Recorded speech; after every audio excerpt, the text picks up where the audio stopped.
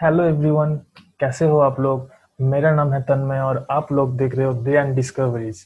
आज का वीडियो में बहुत ही हॉट टॉपिक हम लोग आज डिस्कशन करने वाले हैं, जो कि नेशनल एजुकेशनल पॉलिसी 2020, जो कि यूनियन कैबिनेट कुछ दिन पहले इसको लॉन्च किया है। तो चलिए दोस्तों, शुरू करते हैं आज का वीडियो।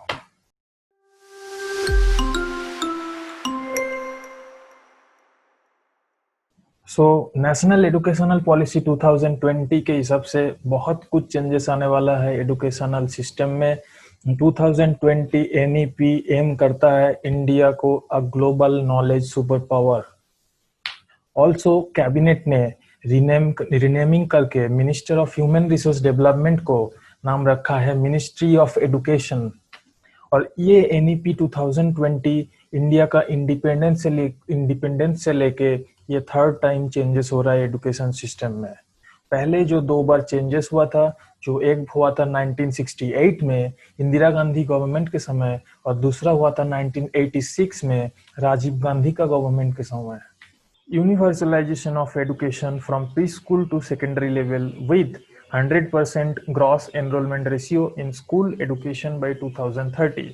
2030 तक इंडिया का सभी बच्चों को स्कूल एडुकेशन कंपलसरी किया जाएगा और इंडिया का करंट जो 10+2 सिस्टम है वो रिप्लेस होके 5+3+3+4 करिकुलम स्ट्रक्चर में कन्वर्ट किया जाएगा।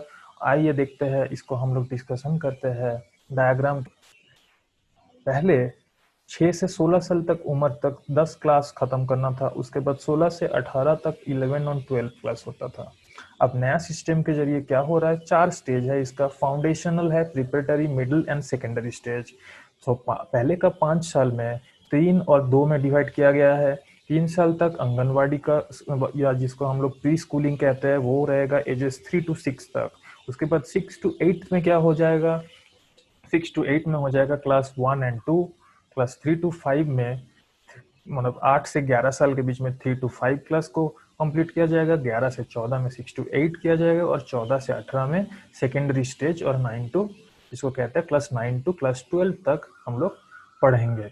अब इसमें मेजर बेनिफिट ये होगा कि ये जो साल होता है 3 to 6 ईयर, ये क्रूशियल स्टेज होता है फॉर बच्चों का मेंटल ग्रोथ के लिए।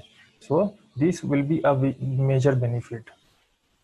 और क्या क्या चेंजेस है, पहले जो क्लास 10 और 12 का जो बोर्ड एग्जाम होता था वो बहुत ही टफ होता था। उसके चक्कर में क्या होता था कि स्टूडेंट को नींद नहीं आता था, स्ट्रेस्ड फील होता था। स्टूडेंट रट्टा मार के पास भी हो सकता था, जो पढ़ाई नहीं किया वो एग्जाम का पिछले वाला नाइट में बहुत पढ़ाई किया, रट्टा मारा और जाके पास हो गया। लेकिन अब नया सिस्टम के जरिए क्या किया जाएगा, मेमोराइज्ड फैक्ट्स को टोटली इसको हटाया जा रहा है और स्टूडेंट का एक्चुअली कोर कॉम्पिटेंसीज कितना है वो जज किया जाएगा। इसके अलावा क्या है, इंडिपेंडेंट एक ऑथोरिटी रहेगा जो both public and private school को कंट्रोल करेगा और रेगुलेट करेगा। इसके अलावा क्या क्या चेंजेस है, वोकेशनल एजुकेशन क्लास 6 से स्टार्ट हो रहा है एज ए इंटर्नशिप। इसका क्या क्या बेनिफिट हो सकता है, इसका ये बेनिफिट हो सकता है कि वोकेशनल एजुकेशन में क्या क्या होता है। पहले तो ये जानना पड़ेगा दोस्तों, वोकेशनल एजुकेशन में हैंड क्राफ्टिंग हो सकता है, कोई भी टेक्नीशियन का काम हो सकता है, कोई भी अदर कोर्सेस हो सकता है। अगर क्लास 10-11 के बाद कोई भी स्टूडेंट को अगर लगता है कि नहीं मेरे को एडुकेशन लाइन में जाना ही नहीं है, मेरे को कुछ और करना है, तो वो वोकेशनल एजुकेशन के थ्रू उसका जो ट्रेनिंग रहेगा पर्टिकुलर फील्ड में, उस पर्टिकुलर फील्ड में वो अपना करियर को भी चूज कर सकता है। इसके जरिए क्या होगा, एक बच्चे को, एक पर्टिकुलर पर्सन को अलग अलग लाइन ओपन हो जाएगा अपना फ्यूचर के लिए। That is the benefit. 5 साल के उम्र तक, सॉरी, ग्रेड 5 तक mother tongue regional vocational educations to start from class 6 with internships।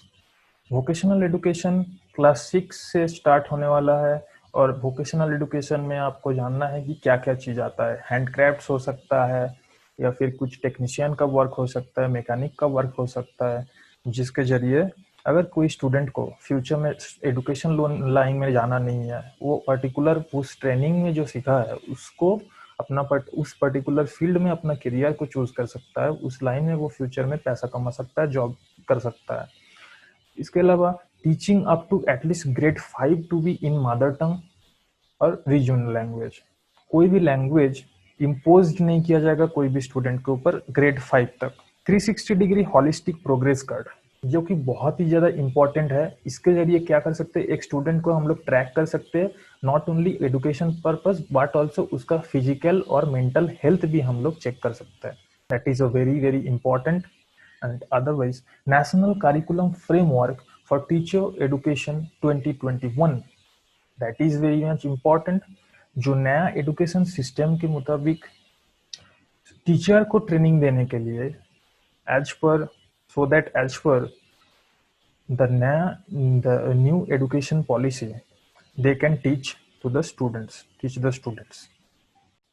National Curriculum Framework for Teacher Education 2021, ये एक ऑर्गेनाइजेशन है for giving training to the teachers. और 2030 तक minimum degree qualification for teaching will be a 4-year integrated B.Ed degree.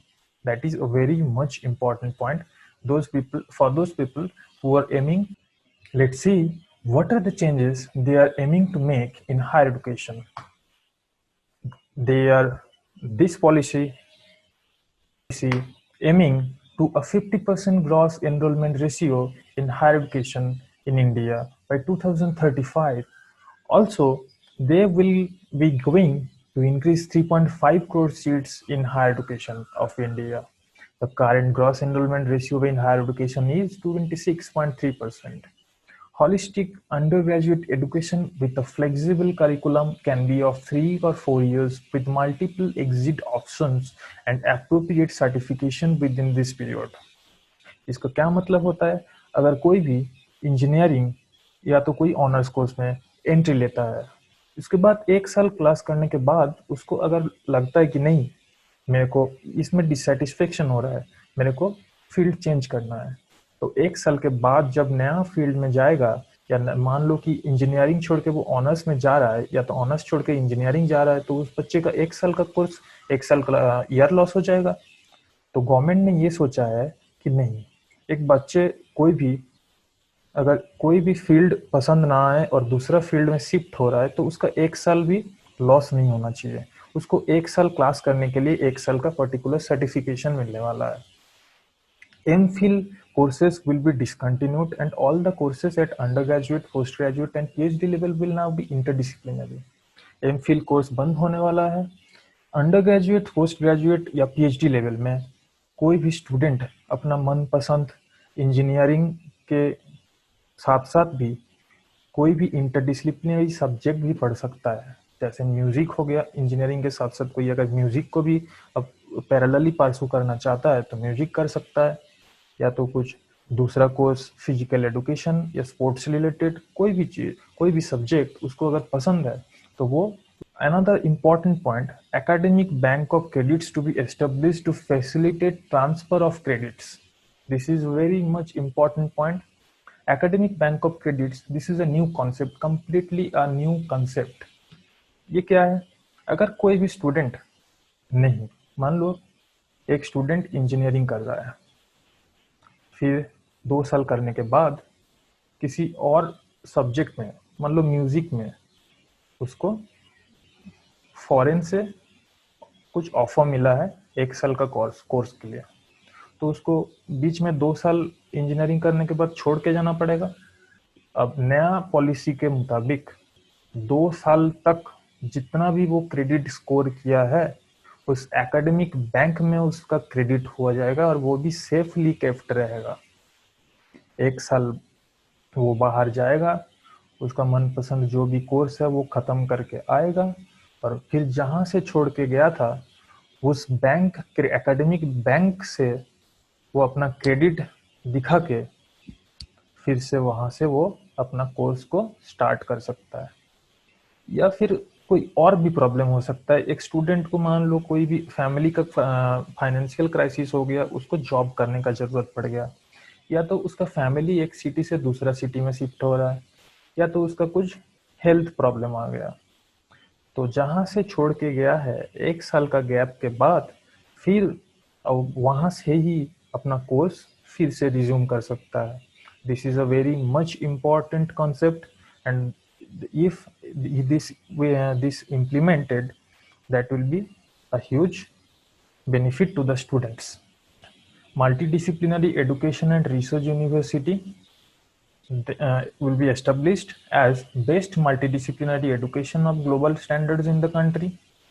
National Research Foundation will be created as an apex body for fostering a strong research culture and building research capacity across higher education. Higher Education Commission of India will be set out as a single umbrella body for the entire higher education, excluding medical and legal education. Also, HECI will be having 4 independent verticals, namely NHERC, GEC, HEGC, and NSE.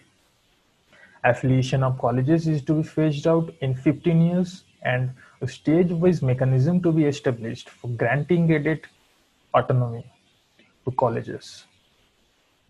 Also, HECI will be having 4 independent verticals, namely NHERC, GEC, HEGC, NSE.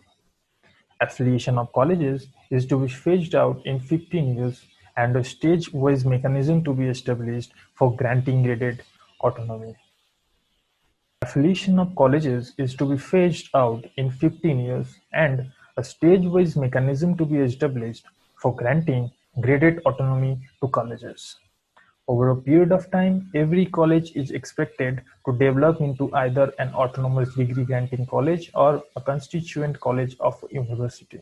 National Assessment Center (PARAC) has been created to assess the students. Previously, we got generally marksheet, and that will be converted into PARAC.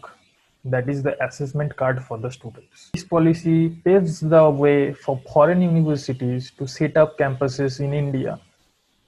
Very renowned universities like Oxford and Cambridge and Harvard universities, they cannot put their branches in India previously till now, but after the implementation of new policy, they can put their branches in our country, and thus our education system will definitely be enhanced in a different level.